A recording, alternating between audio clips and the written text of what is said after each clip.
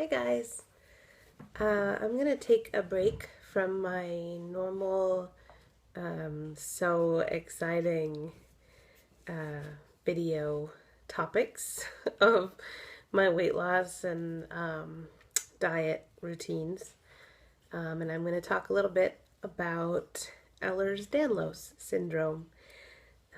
As most of my three viewers may already know, um, I myself have Ehlers-Danlos Syndrome.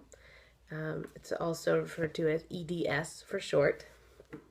And May is Ehlers-Danlos Awareness Month. I realize that May is like 10 million things awareness month, and they are all things that we should be aware of. But I'm talking about EDS for EDS Awareness Month, not just because I have it, but because it was once, and by once I mean just a year ago really, it was once thought of as a very rare disease. And they're finding out that it's not really true. It's actually just one of the most underdiagnosed diseases. When I first was looking into it, I had read that it was like 1 in 250,000 or something. And now they're finding out it's closer to 1 in 3,000, which is huge. You know, that's obviously a huge, huge difference.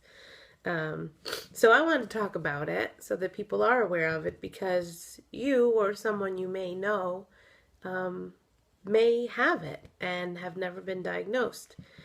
Now, getting diagnosed, unfortunately, doesn't mean much. There is no cure or treatment. But it's one of those things when you've grown up having so many medical issues, it's good to eventually know why. So I will start back at the beginning. EDS is a genetic disorder, which means it's hereditary. So my mom has it. You are born with it. And essentially what it is it's a connective tissue disorder, which means that basically your body wasn't born with enough collagen, nor the ability to produce enough collagen. What collagen does is basically it's the glue that holds all of your joints together. So a lack of collagen or a lack of strength in the collagen results in pretty devastating effects on the body. How it presents itself. First of all, I'll say there are 7 types of EDS. The most common is the kind that I have, which is, they call it number 3, but it's the hypermobility. I'm not sure I said that clearly. Hypermobility type number 3. The other types, there are vascular types, which are much scarier and much more fatal. And there's even an extreme type, which is the 7th type, which was the latest one to be, I guess, discovered or named, really. And that one is very terrifying. So I do consider myself lucky to have the hypermobility type. It could be much, much worse. So how it presents itself specifically in me, I'll explain that because everyone is different. For me, what it means is a lot of chronic pain, mostly caused by the joint dysfunction. So I get chronic subluxation, which means it's like a dislocation, but not a full dislocation. So I could subluxate every part of my body, dislocate as well. I get a lot of tendonitis, muscle sprains, strains, fractures, all that kind of thing. Now, the collagen, again, is the glue that holds everything together, which means I also have a lot of problems with my eyesight. I am legally blind. I wear contacts, obviously. And actually, up until about, I think, 6 years ago, I got contacts. And I couldn't get contacts before that because they didn't make them strong enough for my prescription. So I'm so happy to have them now. My eyesight does get worse. Every year I go down a power or so. Well, I guess my prescription goes up a power, but yeah. Also dental problems, biggest one being dental overcrowding. So you can see I have a lot of teeth in a small space. I've actually had four teeth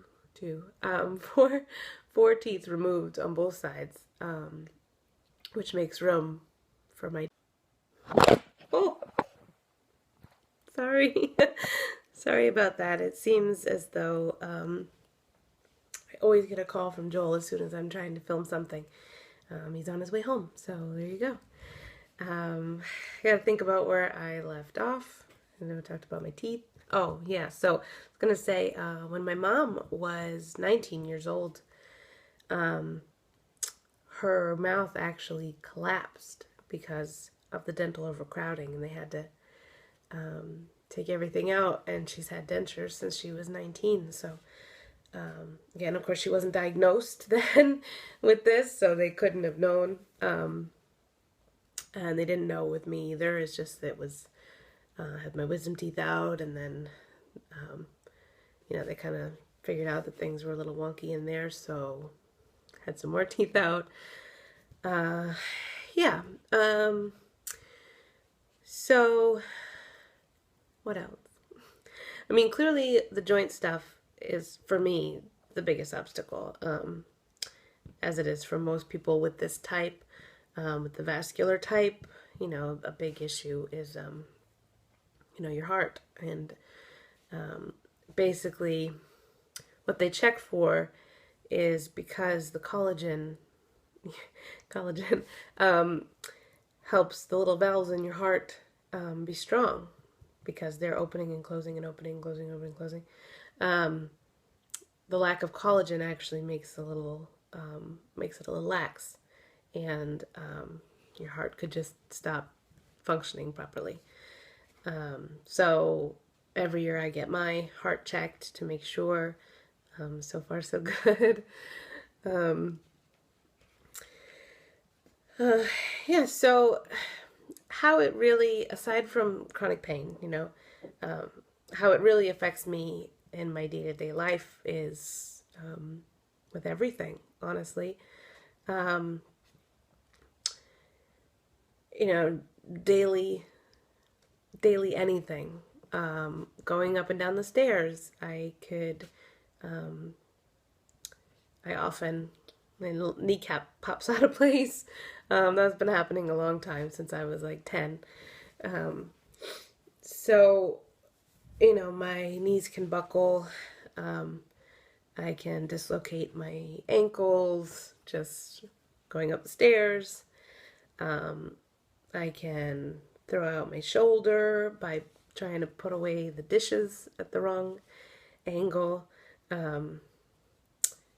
You know, if I walk too long, stand too long, do anything for too long, I run the risk of throwing my back out or getting really bad muscle spasms, because the joints can't really take that burden. You know, I do work out multiple times a week, but even with that, I just have to know my limits. I have to stop when I feel things shifting. I can't lift super heavy weight like I really want to. I can no longer do any kind of overhead press with anything more than 10 pounds. So that's little things like buying dog food in big bags, or helping friends move, or helping myself move, carrying too many groceries, like old lady stuff. So, and the big thing, of course, is not really knowing when things are going to happen. A beautiful girl, Cheyenne woman, she's a woman, but she has an adorable little girl voice, so I like to call her little girl. But I think she's like 22 or 23. Cheyenne Love is her name, on YouTube. I'll put her in the box, so you can see, because she's making a video every day for Ehlers-Danlos Awareness Month, and that's what inspired me to make this video, because she was really talking about missing out and how much people with EDS miss out on in everyday life. And it's not even so much the actual missing out. It's the guilt. For me personally, it's the guilt of missing out. I have missed big events. I have missed funerals and even weddings and parties and just, dinners and outings and all kinds of things that I just couldn't do it that day. I was in too much pain and I couldn't or shouldn't be driving. Never mind walking or hugging people or being in a really good mood, because it's just impossible when you're in a lot of pain. And you don't know when it's coming. A lot of things I do to myself. I know when I'm overdoing it, and I know I'm going to pay for it later. And sometimes it's a decision, Sometimes I really want to go for that hike with the dog on a beautiful day, and I know full well that the next day I'm going to be hurting really bad, but it's worth it. But sometimes, it sneaks up on me, and it's not something that was worth it, or I didn't do anything at all, and I woke up that day and that was it. So I think I got a little off track, and I think I rambled a little too long. What I wanted to say was, if you or someone again, it's not just about awareness. If that sounds familiar to anyone, just a long history of random injuries from nothing too severe. When I was young, when I was like 10 to 12 in gym class, and I would trip and fall. I wasn't tripping. My kneecap was popping out of place, and it would just let go. And I was diagnosed with that. Then I was I was diagnosed with like patellofemoral syndrome or something. Then the same year I was diagnosed with scoliosis, and then I was diagnosed with TMJ, and I was diagnosed with osteoarthritis at the age of 10, which osteoarthritis is the one, the old people get from like wear and tear. But I was 10, so it was just one thing after another that I was diagnosed with. There were all these kind of weird mystery diseases that shouldn't happen to someone so young. And so when you add all those things up, it kind of creates this one cluster of similarity, in that I had a lot of joint issues. and they all stemmed from being hypermobile. So, I only got diagnosed with EDS early last year. My mom was diagnosed the year before, or about a half a year before. And so I knew once she was diagnosed, I knew that I had it. I just went and got formally diagnosed. And that was pretty easy. It's like an hour and a half of them poking you and prodding you and, taking a full family history as well as a full medical history. And there's no genetic test for it just yet, so they really have to go based on just the evidence, So my point was maybe if you have a history of these sort of things, also skin issues such as very easy bruising, or if you have what they call velvety skin or extremely stretchy skin, if you have scars that they call cigarette paper scars, they're basically like scars that don't quite heal over and they look thin and papery, and if you have very flexible anything really, if you consider yourself double jointed, if your thumbs go like really far back, things like that, if you can touch your fingers to your wrist, if your elbows, you put your arms out straight, if your elbows kind of point up instead of down, if your knees bend backwards instead of forwards, little things like that, those are all factors. It is possible to just be a hypermobile person and be very flexible and not have this, of course, but if you put it all together, and it sounds familiar to you, then I would consider looking into it. So I guess that's it. That's all I have. I just wanted to talk about this a little bit. I definitely recommend that you check out Cheyenne.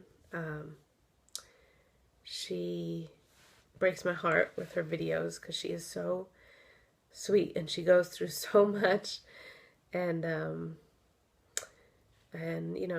we all do. It's clearly it's a very progressive disease.